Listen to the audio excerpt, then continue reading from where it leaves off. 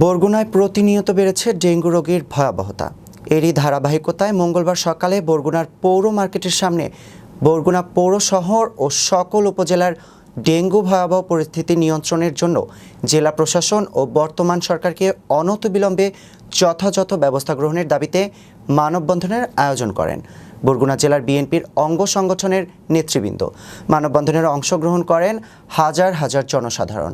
মানববন্ধন পরিচালনার দায়িত্বে ছিলেন হুমায়ুন কবির শাহীন। সভাপতিত্ব করেন বরগুনা সদর উপজেলার বিএনপির আহ্বায়ক তালিমুল ইসলাম পলাশ।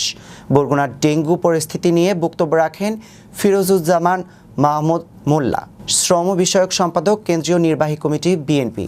আরও বক্তব্য রাখেন বরগুনা জেলার বিএনপির সাবেক সভাপতি নজরুল ইসলাম মোল্লা, এজে সালে ফারুক সহ বিভিন্ন অঙ্গ সংগঠনের নেতৃবৃন্দ।